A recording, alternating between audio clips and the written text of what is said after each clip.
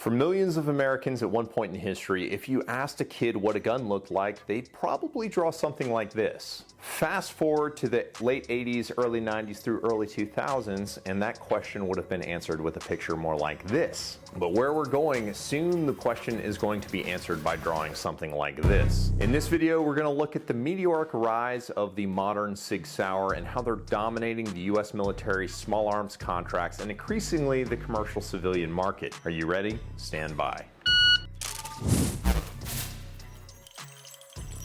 Welcome back to the Humble Marksman channel. I'm David, and I just wanted to do a quick, almost like a video essay to talk to you guys about Sig Sauer because I've been wildly impressed by them as a brand for about the past 2 to 3 years with all the innovation that they're doing, and I feel like they're hitting critical mass to the point that they are sucking all the air out of the room with respect to small arms manufacturing. And I have to say I'm not even mad about it because they keep doing smart things. The Spectre Comp series slides that they have patent pending on and stuff, like, it is clear to see that they are going to move the ball down the field on what modern handgun design is. And I'm excited to see where they take it. So I actually got a chance to tour their factory, talk to a bunch of people who work at SIG, and I was there at the ribbon cutting for the SIG Experience Center, or the SEC, and immediately all my Southern bros are gonna go, "That's not the SEC, that's a football conference." And bros, I'm from Georgia. Ricky Bobby's my spirit animal. I can get away with that.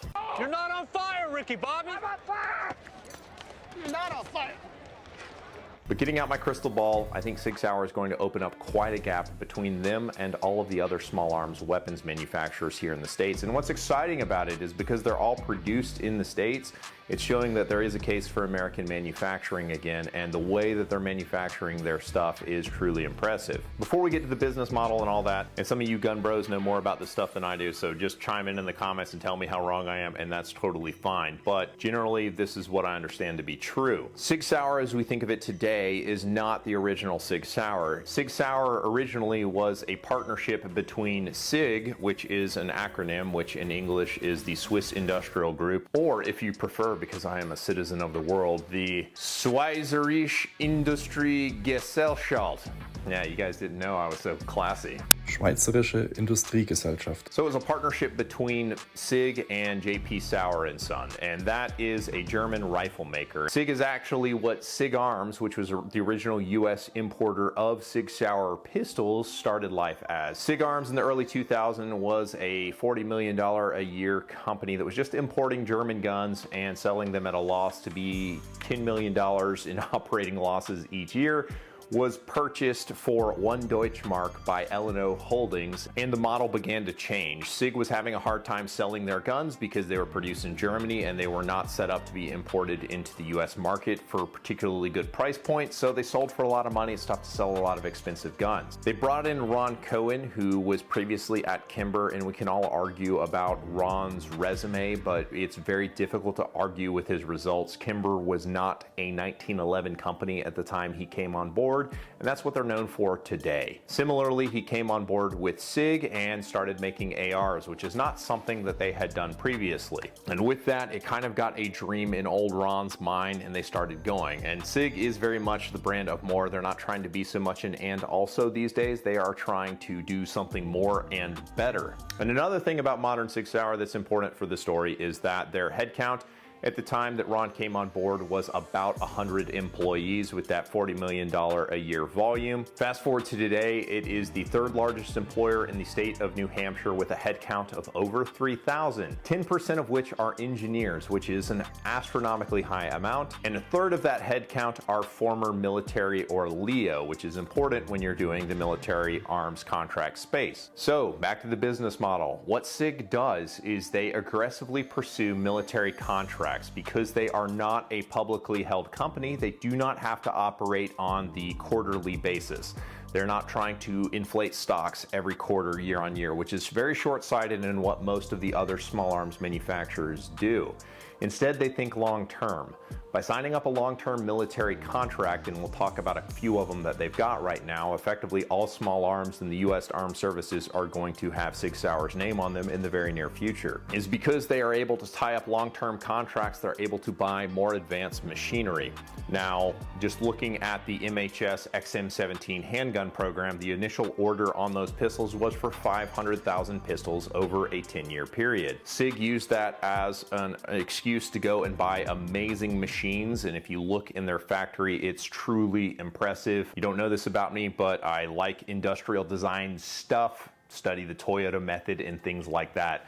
Their machine shop is exceptionally well run. It's super clean, everything is neatly organized, and all of the employees are fired up to be there and work super hard as well. It was a very dynamic group of people. It was truly impressive. So SIG takes these contracts, they use it as a reason to buy the machinery that increases their output. So SIG is going to close out that contract of 500,000 units of the M17 pistols within 5 years. They're already past 450,000 units. Because SIG made that large capital investment into the equipment to make the military contract go quicker, they're able to leverage that on the consumer side as well. All of the P320s for the domestic market get those same benefits of driving the production costs down on the guns, being assembled faster into tighter tolerances with less warranty return. I know some of you people probably snickered and are firing up in the comments about SIG and quality, and they've got a clean room where there's about 6 or 8 machines that take one slide off of every machine that was cut in a shift, and it is measuring all of the cuts on the slide and plotting them out for data points, not to see whether or not the cuts are in spec, but to see when the tooling on the machine needs to change. SIG isn't letting bad parts make it into final assembly. They are proactively changing tools so that everything is being manufactured to ridiculous tolerances. That's not to say they don't use go, no-go gauges. They absolutely have them on all of the armorers' benches in the factory, so all of that stuff is checked as well, and they all get test fired on their indoor range. Fun anecdote about the SIG factory is the rifles need to be tested at 100 meters. And how do you do that in a 160,000 square foot facility in Newington, New Hampshire? Well, you hang a giant AR steel tube above everybody else, pad it with a bunch of insulation,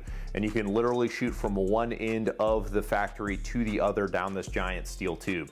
That's how they test their rifles. Some other notable contracts that you can learn about, and this is actually pretty cool, is they got the Surge contract, or the Suppressed Upper Receiver Group. They found out that all of the door kickers in the military who are operating at a high level were having a higher incidence of nose and throat and lung cancer as a result of all the particulates that come back in the operator's face firing suppressed ARs. They came up with the new upper for the MCX type of rifles, which fired with a suppressor on will actually be cleaner than firing an M4 or M16 unsuppressed, which is pretty cool. You've probably heard a bit about it, but it's truly impressive to find out about. But they also just won the NGSW Next Generation Squad Weapons contract, and that contract is going to update all the rifles in the military eventually. They developed a new cartridge called the 277 Fury, which, because SIG is vertically integrated with an ammo plant in Arkansas, they can do this kind of stuff. So that new cartridge, the typical rifle cartridge, kind of maxes out due to the brass case at about 60,000 PSI, so that pretty much all rifle cartridges are maxed out about that. SIG developed a new rifle cartridge using a hybrid of steel and brass that allows the pressure to go up to 120,000 PSI, and the new cartridge for the military is going to be loaded at only 80,000 PSI. Because they have such a spicier cartridge, they had to do a lot of metallurgy and a lot of experimentation with coatings to the point that they were able to satisfy the Army and maintain accuracy standards with the new spicier ammo on their barrels at 12,000 rounds. But SIG doesn't only focus on the contract market like a Colt or a FN. They are doing stuff for the civilian market that is equally impressive. The P365 platform took a gun that should have been a 6 or 7 round gun and made it 10 rounds.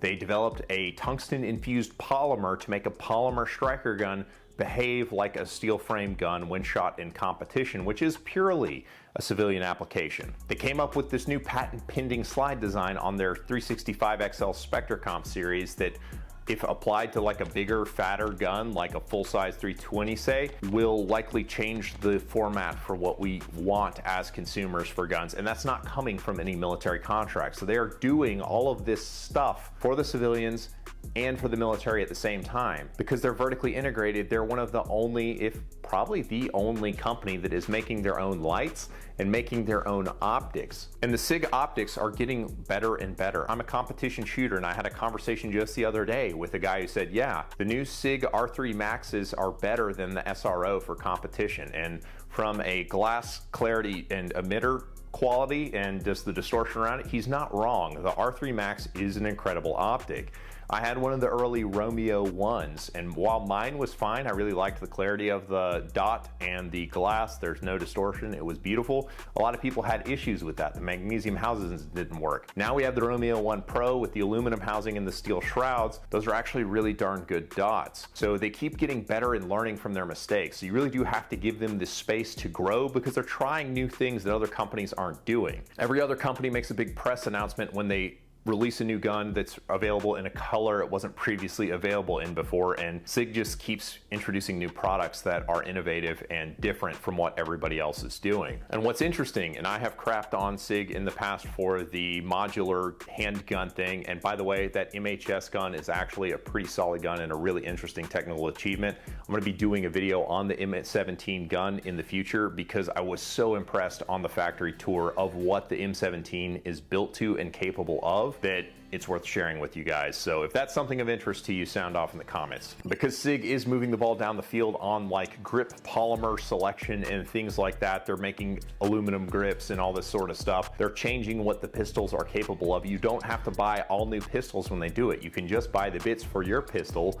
that are what you want. So it's kind of cool because if you have guns as a hobby, at some point you get to the one in, one out system with your wife, and you don't have to keep buying new guns to get all the new features. You can just buy the parts for the gun you already have, and that's pretty cool. And I really appreciate that about the P320 and 365 guns. But SIG continues to evolve and create verticals in which they are going to just be the gun company and not a gun company. They have the Sig Sauer Academy in 3 locations across the US. And at the SIG Academy, you can learn from former military and law enforcement type people on how to use guns, not just their products, but guns in general, like they're supposed to be used. SIG has an ammo plant. They sell ammunition for their guns, specifically for it, because, you know, a 3.1-inch gun can't fire duty hollow points. They make short barrel ammo that works for the 365 guns. They have a whole ecosystem that they're creating for gun stuff. With the SIG Experience Center, which a gun country club, or a country club if you will, they released that in Epping, New Hampshire. They're creating these retail type stores where, again, it's another facet of the vertical where they can put their product out there. In the SIG Experience Center, they have a museum in the upstairs area. I don't know if you have to be some sort of fancy pants member to get up there, but they have all of the old X5 guns from Germany, which are super cool. They've got the first gun imported into the States by SIG. They've got the millionth P320 and 365 on display there.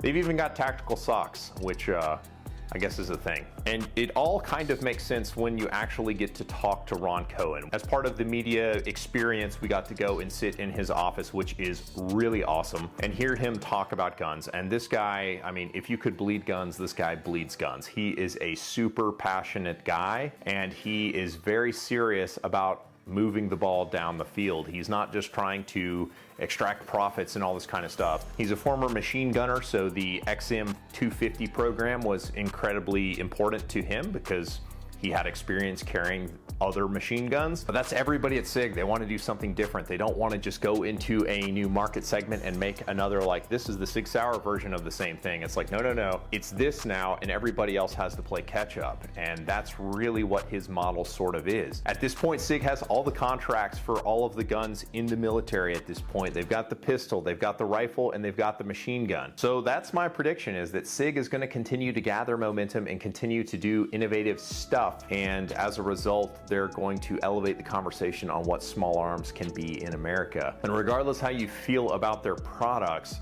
it's kind of undeniable the creative energy and the momentum they're generating in the space. So sound off in the comments with your experience with SIG, what you think they'll do, all that kind of stuff. Let's have a conversation. I appreciate you guys, and I will catch you on the next one.